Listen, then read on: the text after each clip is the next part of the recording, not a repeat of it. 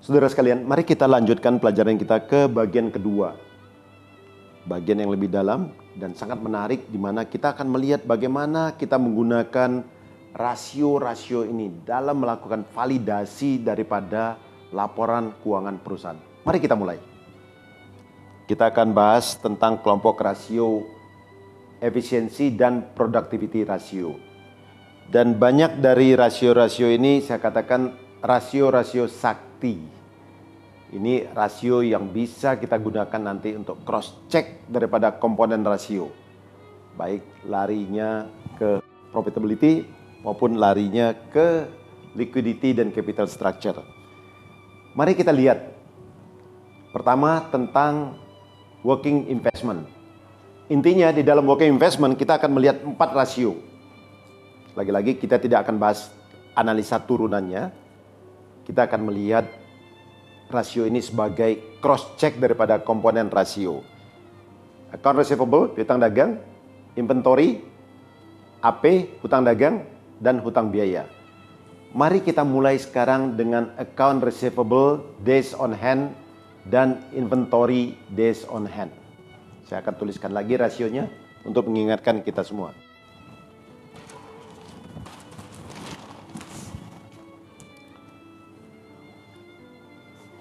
Account receivable days on hand dan inventory days on hand.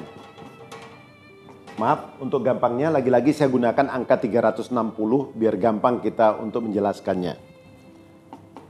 Jadi di sini adalah account receivable dibagi sales dikali 360.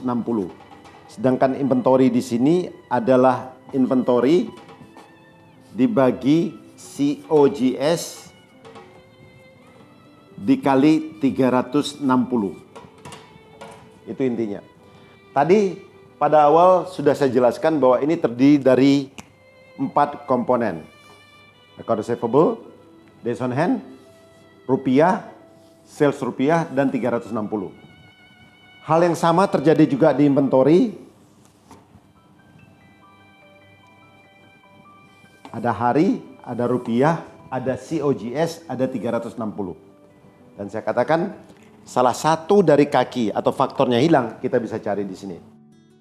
Kalau kita bicara tentang berapa sih account receivable yang bagus?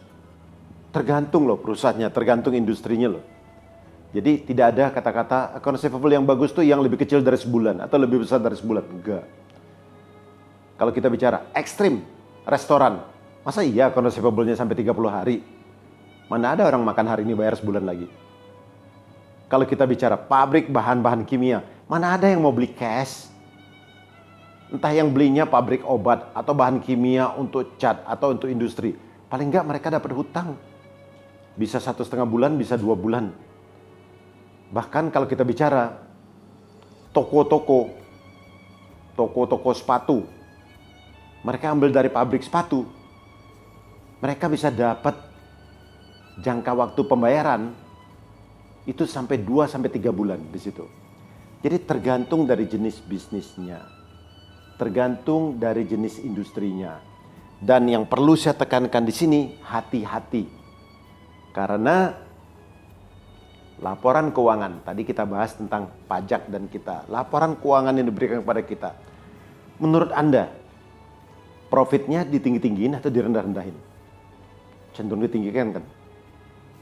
Lah, hal yang sama juga terjadi pada piutang dagangnya, AR dan inventory. Akan mereka tinggikan, bukan mereka rendahkan ya, jangan salah. Akan mereka tinggikan, kita akan bahas di sini. Kenapa mereka akan tinggikan? Jadi kalau kita bicara di sini account receivable dan inventory, kok mereka tinggi-tinggikan angka ini? Lah, kalau mereka mau ngajukan kredit, menurut Anda, mereka mau mendapatkan plafon yang tinggi atau yang rendah?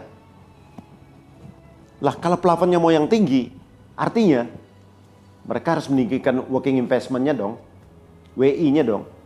Salah satu cara mereka supaya WI-nya tinggi sehingga plafonnya dapat kredit tinggi, ini angka ini ditinggikan dan kebalikannya, angka hutangnya, account payable dan accrued expense direndahkan.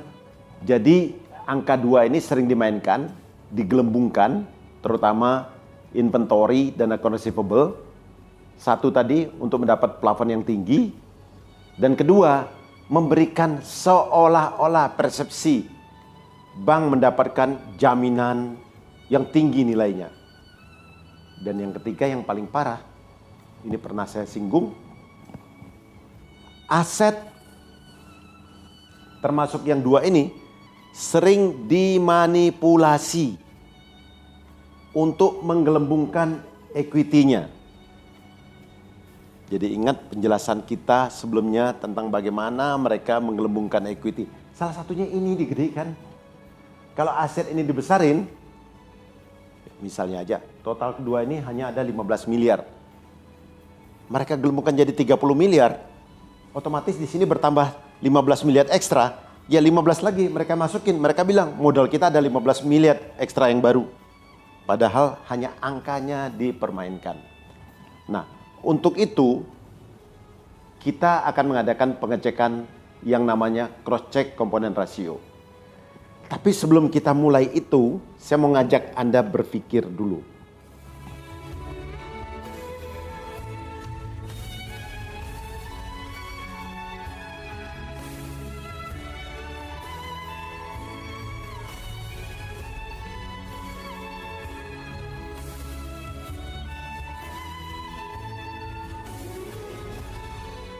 Saudara, mari kita bicara di sisi lain daripada balance sheet. Sekarang bagian liabilities. Kalau tadi kita bicara tentang account receivable dan inventory, sekarang kita bicara tentang hutangnya. Dan menurut Anda, hutangnya cenderung dibesar-besarkan atau dikecil-kecilkan? Untuk dapat WI yang bagus, yang tinggi, plafon yang tinggi, ya dikecil-kecilkan lah. Nah, balik lagi tadi, sama dengan inventory days on hand. Kalau ini kita bicara AP, days on hand, dan AE, days on hand. AP dibagi COGS kali 360. Sedangkan di sini AE dibagi COGS kali 360. Intinya apa di sini? Intinya COGS 1 bulan tadi. Jadi kalau kita bicara COGS 1 bulan, kita dapatkan COGS 1 bulan tadi 2 miliar. Masih ingat dari contoh kita sebelumnya?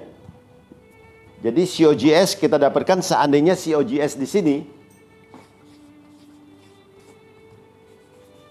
24 miliar 1 tahun, jadi 2 miliar per bulan. Nah, sekarang kita tinggal ukur aja. AP-nya berapa hari?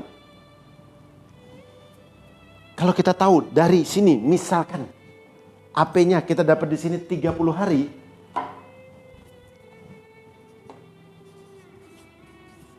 maka AP-nya akan sama dengan 2 miliar persis. Karena AP 1 bulan sama dengan COGS 1 bulan. Lah, kalau di sini dilaporkan 500 juta, nggak nyambung. Karena apa?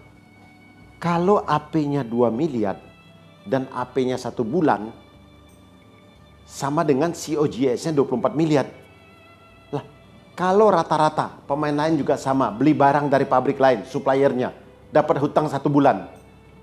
Setiap bulan dia membeli bahan baku dengan hutang 500 juta per bulan. Kalau gitu COGS-nya 500 juta dikali 12. Cuma 6 miliar.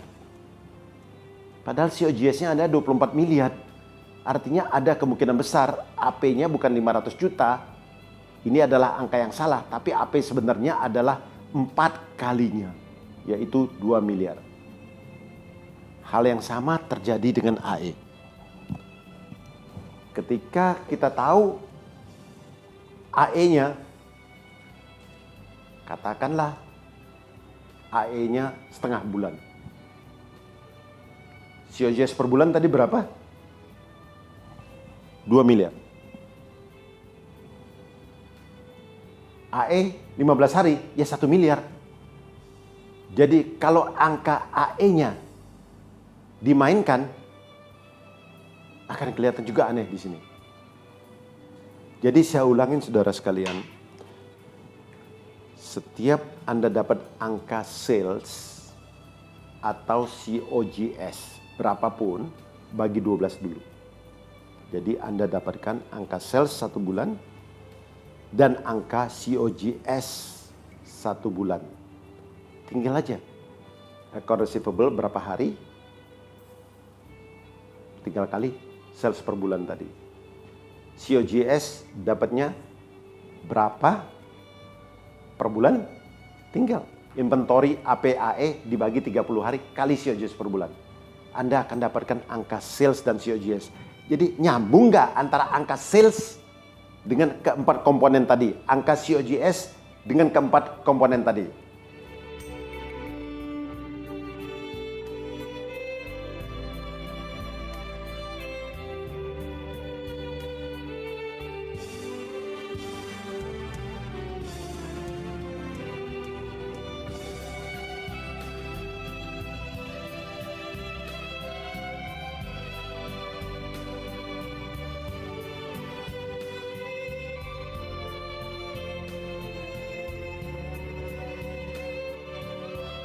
Saudara, rasio yang kedua di dalam liquidity dan capital structure ini adalah leverage. Nah, pertama kita lihat, kita sudah bahas pada pelajaran rasio analisis tentang asset leverage. Adalah total aset dibagi net worth. Kalau saya ambil angka contoh di sini, Anda lihat pada balance sheet ini, total asetnya ada 10.000 atau 10 miliar. Sedangkan di sebelah kanannya ada current liability 3.500, ada long term liability 2.500, sehingga total daripada liabilitiesnya 6.000 dan modalnya, net worth-nya ada 4.000. Jadi balik ke rumus kita, total aset dibagi net worth adalah 10.000 dibagi 4.000. Kita dapatnya 2,5 kali. Nah, sedangkan balance sheet leverage atau leverage di sini kita ukur, terutama kita pakai di perbankan, adalah total liabilities. Total liabilities saya ingat tadi 6 miliar dibagi net worth-nya 4 miliar. Jadi kita dapat 1,5 kali. Nah, saya harapkan di sini Anda mengerti loh. Total aset 10.000 dibagi 4.000. Sedangkan leverage 6.000 dibagi 4.000. Ya selisihnya 1,0 lah. Karena apa? Total aset artinya termasuk net worth. Jadi saya ulangin, rasio leverage ini merupakan rasio yang mengukur kecukupan modal dari suatu usaha. Berapa sih modal yang mesti di-store? Dan seandainya dari waktu ke waktu leverage ini naik angkanya, artinya hutangnya tambah banyak, apakah naiknya hutang, besarnya hutang itu dipakai untuk pengembangan aktivitas usahanya? Jadi harusnya ada hubungan antara naiknya hutang atau liabilities dengan besarnya volume bisnis.